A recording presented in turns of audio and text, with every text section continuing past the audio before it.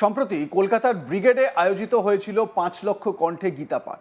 আর সেই গীতা পাঠের জায়গায় এক চিকেন প্যাটিস বিক্রেতাকে মারধরের অভিযোগ ওঠে। সেই অভিযোগকে ঘিরে ইতিমধ্যেই শোরগোল পড়ে গিয়েছে বিভিন্ন মহলে। ওই প্যাটিস বিক্রেতাকে মারধরের অভিযোগে অশোকনগর থেকে গ্রেপ্তার এবিভিপি নেতা স্বর্ণেন্দু চক্রবর্তী। আর গ্রেপ্তারির প্রতিবাদে অশোকনগর থানায় বিক্ষোভ সনাতনী হিন্দু সমাজ ও এবিভিপি। বুধবার গভীর রাতে কলকাতার ময়দান থানা ও অশোকনগর থানার পুলিশ যৌথ অভিযান চালিয়ে অশোকনগর পুরসভার ৪ নম্বর ওয়ার্ডে বাড়ি থেকেই গ্রেপ্তার করা হয় স্বর্ণেন্দু চক্রবর্তীকে। আর তারই প্রতিবাদে বৃহস্পতিবার ৮ নম্বর মোড় থেকে মিছিল করে অশোকনগর থানায় গিয়ে গেটে বসে বিক্ষোভ প্রদর্শনের পাশাপাশি স্লোগান দিতে থাকেন এবিভিপি ও সনাতনী হিন্দু সমাজের শতাধিক কর্মী। অশোকনগর থানায় লিখিত ডেপুটেশনও দেন তারা। বিক্ষোভকারীদের বক্তব্য, চিকেন প্যাটিস কাণ্ডে স্বর্ণেন্দু যুক্ত নয়, কেন পুলিশ তাকে গ্রেপ্তার করলো? স্বর্ণেন্দু চক্রবর্তীকে ছাড়তে হবে। প্রসঙ্গত, প্যাটিস বিক্রেতাকে মারধরের অভিযোগে মোট ৩ জনকে গ্রেপ্তার করা হয়। বৃহস্পতিবার ধৃত ৩ জনকে জামিন দেয় কলকাতার ব্যাংশাল কোর্ট।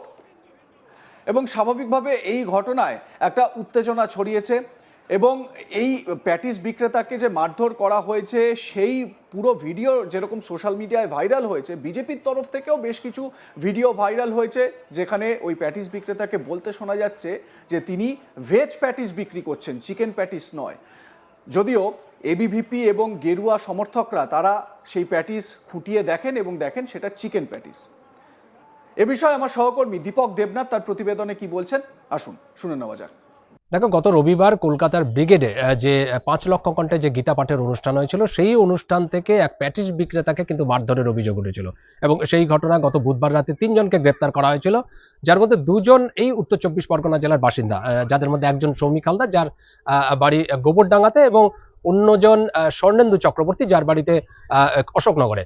এবং সেই যে সৌমিক হালদার তিনি যখন আঁচ পেয়েছিলেন যে তাকে গ্রেপ্তার করা হতে পারে, সেই সময় কিন্তু তিনি তার গোবরডাঙ্গার বাড়ি থেকে এই স্বর্ণেন্দু চক্রবর্তী, যিনি অশোকনগরে থাকতেন, তার বাড়িতে এসে ওঠেন এবং পুলিশ কিন্তু সেখানেই অভিযান চালিয়ে স্বর্ণেন্দু চক্রবর্তী এবং মূল যে অভিযুক্ত যে সৌমিক হালদার তাকে গ্রেপ্তার করেন। এবং ওই গ্রেপ্তারের পর আমরা দেখেছি যে স্বর্ণেন্দু চক্রবর্তীর মুক্তির দাবিতে সেখানে কিন্তু অশোকনগর থানায় একটা বিক্ষোভ প্রদর্শন করে বিজেপির কিছু কর্মী সমর্থক, যেটা এবিপিপি এবং অর্থাৎ অখিল ভারতীয় বিদ্যার্থী পরিষদ এবং সনাতনী হিন্দু মঞ্চের কয়েকজন সদস্য। এবং বেশ ১ ঘন্টা ধরে তারা কিন্তু ওই যে অশোকনগর থানার বিক্ষোভ প্রদর্শন করে, কারণ তাদের বক্তব্য হচ্ছে যে এই যে স্বর্ণেন্দু চক্রবর্তী যাকে গ্রেপ্তার করা আছে তিনি কিন্তু নির্দোষ, তার বিরুদ্ধে কোনো অপরাধের কোনো মামলা নেই, সুতরাং তাকে অযথা তাকে গ্রেপ্তার করে তাকে হয়রানি করা হচ্ছে। এবং বুধবার দিন রাতে তাদের যেটি বক্তব্য, যে বুধবার দিন রাতে কলকাতা পুলিশের যে ময়দান থানা আছে সেই থানার পুলিশ এবং অশোকনগর থানার পুলিশ যৌথ অভিযান চালিয়ে কিন্তু এই স্বর্ণেন্দুকে গ্রেপ্তার করেছে। এবং তিনি বলেছেন যে এই এবিপিপি বা সনাতনী হিন্দু মঞ্চের যারা কর্মকর্তারা আছে তাদের যেটি বক্তব্য, যে তাদের যে কর্মী, এই সনাতনী হিন্দু ধর্মের যে সদস্য স্বর্ণেন্দু চক্রবর্তী, তাকে যে গ্রেপ্তার করা আছে তাকে অবিলম্বে মুক্তি দিতে হবে এবং শুধু মুক্তি নয়, মুক্তি দেওয়ার পর তাকে সসম্মানে তাকে বাড়িতে ফিরিয়ে দিতে হবে।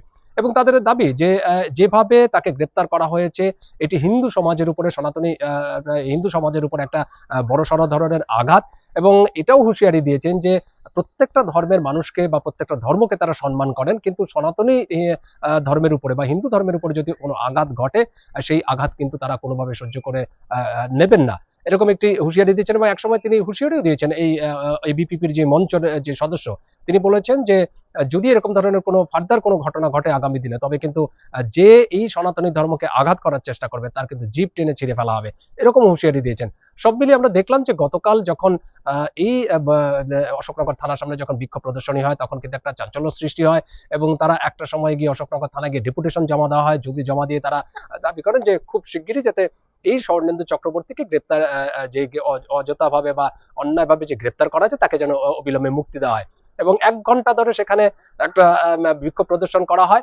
এবং তুমি জানো যে গত বৃহস্পতিবার অর্থাৎ গতকালই আমরা দেখেছিলাম যে এই যে কাণ্ড, মানে প্যাটিস কাণ্ডে যে গ্রেপ্তার করা হয়েছে, সেই গ্রেপ্তারের পরই কিন্তু একটা মুখ্যমন্ত্রী চরম বার্তা দিয়েছিলেন এবং বলেছিলেন যে আমরা বুধবার দিন রাতেই সবাইকে গ্রেপ্তার করেছি। এবং এইটি নিয়েও বেশ কিছু মত পার্থক্য রয়েছে, কারণ একটা শ্রেণী বলছে যে তিনি যেহেতু একটা বিশেষ ধর্মের মানুষ তাই তাকে অযথা তাকে হেনস্থা করা হয়েছে, এই প্যাটিস বিক্রেতাকে, যদিও বিজেপির পক্ষ থেকে বা এবিপি বা সনাতনী হিন্দু যে মঞ্চ আছে তাদের পর যে দাবি সেটি হচ্ছে যে সেখানে একটা গীতা পাঠের অনুষ্ঠান ছিল এবং এই প্যাটিস বিক্রেতা যখন বিক্রি করছিলেন তাকে জিজ্ঞাসা করা হয়েছিল যে তিনি কি বিক্রি করছেন, অর্থাৎ সেখানে আমিষ আছে কিনা। কিন্তু ওই প্যাটিস বিক্রেতা বলেন যে তার কাছে কোনো আমিষ খাবার নেই, অর্থাৎ সবই যেটি আছে সবই নিরামিষ খাবার। কিন্তু যখন এই বিজেপির কয়েকজন কর্মকর্তা যখন সেটি কিনতে যান, কিনে দেখেন যে তার মধ্যে চিকেনের টুকরো পাওয়া গেছে এবং তারপরে কিন্তু তারা একটা প্রতিবাদ করেন, বিক্ষোভ করেন। এই সময় হয়তো কয়েকজন মারমুখী যুবক তারা উত্তেজিত হয়ে পড়েন। সে সময় সেই প্যাটিস বিক্রেতা যিনি আছেন তার গায়ে হাত তোলা হয়, তাকে কান ধরে উঠবোস করা হয় বলে অভিযোগ। এবং এই ঘটনার পরেই কিন্তু একটা রাজনীতি ছড়িয়েছে, এটাকে কেন্দ্র করে রাজনীতির পারদ উঠেছে এবং এটি নিয়ে রাজ্যের বিরোধী দলনেতা শুভেন্দু অধিকারী যেমন তৃণমূল নেত্রী মমতা ব্যানার্জিকে নিশানা করেছেন যে হিন্দু ধর্মের উপরে আঘাত করছেন বা হিন্দু ধর্মের উপরে তিনি তাকে নিশানা করেছেন, মমতা ব্যানার্জিকে নিশানা করে বলেছেন। পাশাপাশি মমতা ব্যানার্জিও কিন্তু চরম বার্তা দিয়েছেন যে কোন রকম, এটা উত্তরপ্রদেশ নয় বা মধ্যপ্রদেশ নয়, এখানে কোন রকম সাম্প্রদায়িক যে হানাহানি বা বিভেদ সেটা কিন্তু কোনোভাবে সহ্য করা হবে না। এবং তারপরেই দেখলাম যে আমরা এই তিনজনকে গ্রেপ্তার করা হয়েছে, যদিও তারা তিনজনই কিন্তু জামিনে মুক্ত পেয়েছেন।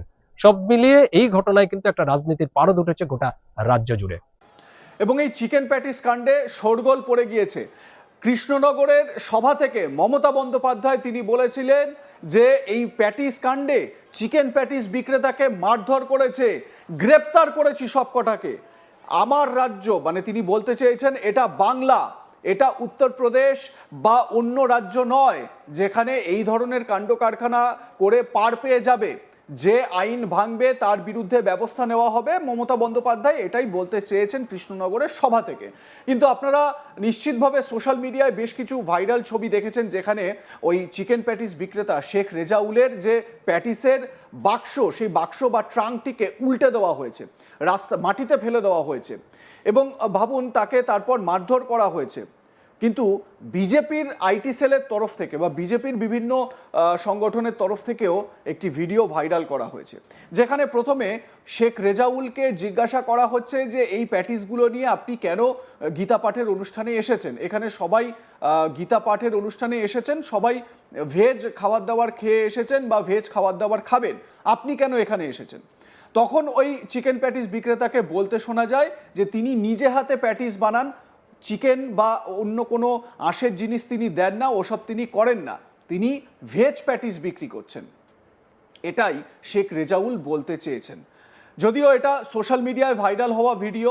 তারপর বিজেপির সেখানে যারা এবিভিপির সমর্থক বা বিজেপির যারা সমর্থকরা ছিলেন সেখানে, তারা জিজ্ঞাসা করেন যে এই চিকেন প্যাটিস, এই প্যাটিসের ভেতরে চিকেন নেই তো। তারপর তারা খুঁটিয়ে খুঁটিয়ে দেখতে থাকেন ওই প্যাটিস এবং সেই প্যাটিসে চিকেনের টুকরো পাওয়া যায়। এরপরই অগ্নিশর্মা হয়ে ওঠেন এবিভিপির সদস্যরা, মারধর করা হয় ওই চিকেন প্যাটিস বিক্রেতা শেখ রেজাউলকে। এই নিয়ে তুমুল হইচই পড়ে গিয়েছে সোশ্যাল মিডিয়ায়।